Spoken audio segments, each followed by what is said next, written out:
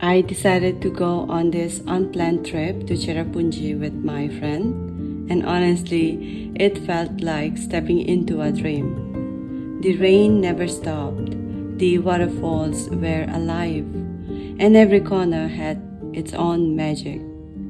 From cave hunting to getting drenched in the mist, this day was everything I didn't knew I needed.